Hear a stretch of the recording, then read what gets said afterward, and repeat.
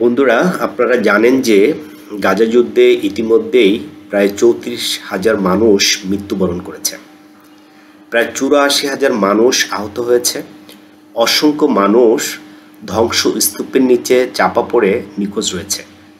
এই মৃত্যুর তালিকায় রয়েছে নারী, শিশু, উন্নয়নকর্মী, সংবাদকর্মী এবং সাধারণ মানুষ। WHO-র একটি পরিসংখ্যান অনুযায়ী দেখা গিয়েছে যে প্রায় ১৫,৫০০ শিশু মৃত্যুবরণ করেছে এবং ৯,৫০০ নারী মৃত্যুবরণ করেছে। অর্থাৎ মোট মৃত্যুর সংখ্যার দিক থেকে প্রায় ২৪,০০০-এর বেশি নারী এবং শিশু মৃত্যুবরণ করেছে। এই যে এতগুলো অবুঝ এবং নিরাপদ শিশু মৃত্যুবরণ করলো, আমার বিশ্বাস এই শিশুদের আত্মা তার সৃষ্টিকর্তার কাছে গিয়ে ইতিমধ্যেই জবানবন্দি দিয়েছে যে এই বিশ্ব বিবেক মোটেও তাদের সাথে ন্যায় বিচার করেনি। এই শিশুরা আরও তার সৃষ্টিকর্তার কাছে প্রার্থনা করেছে এবং বিচার দিয়েছে তিনি যেন খুব শীঘ্রই এটির ফয়সালা করেন, যেটি হয়তো আমরা খুব শীঘ্রই দেখতে পারব। আসলে কি বিশ্ব বিবেক এই শিশুদের সাথে মোটেও সঠিক আচরণ করেছে? আসুন বিষয়টা নিয়ে পর্যালোচনা করা যায়।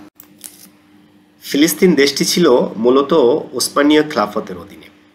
১৯১৭ সালে যখন প্রথম বিশ্বযুদ্ধ শুরু হয়, তখন ওসমানীয় খিলাফত ছিল ব্রিটিশ বিরোধী দলে। তৎকালীন ব্রিটিশ পররাষ্ট্রমন্ত্রী লর্ড বেলফোর ঘোষণা করলেন যে যদি ব্রিটিশ এই যুদ্ধে জয়ী হতে পারে তাহলে ফিলিস্তিনে একটি স্বাধীন রাষ্ট্র ঘোষণা করা হবে।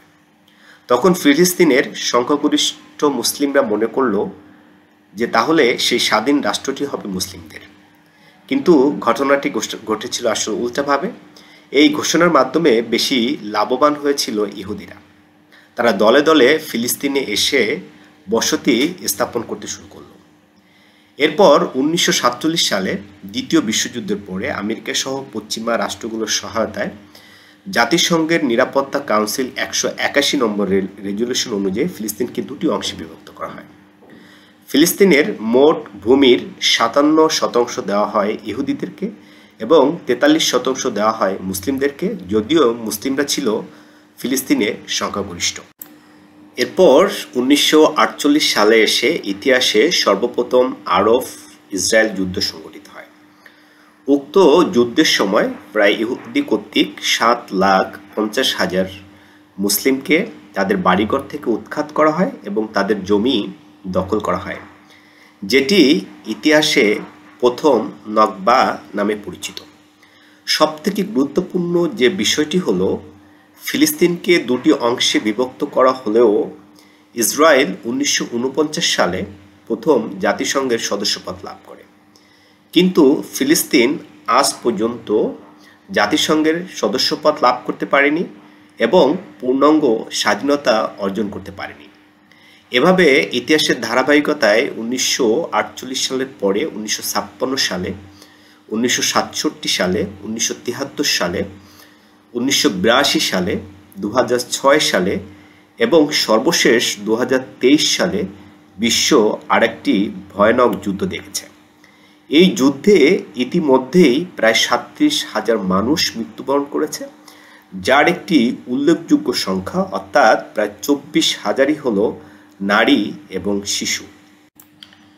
এখন প্রশ্নটি হলো, বিশ্ব বিবেক ফিলিস্তিনের প্রতি তার দায়িত্ব কতটুকু পালন করতে পেরেছে?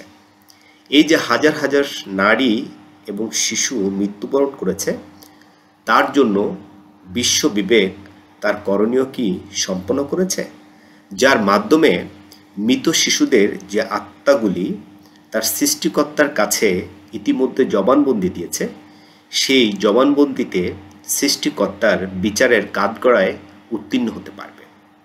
সেই পর্যালোচনার ভার আপনাদের উপরে ছেড়ে দিলাম। লাইক, কমেন্টস, শেয়ার এবং সাবস্ক্রাইব করে পাশে থাকুন। আজকে এই পর্যন্ত। আল্লাহ হাফেজ।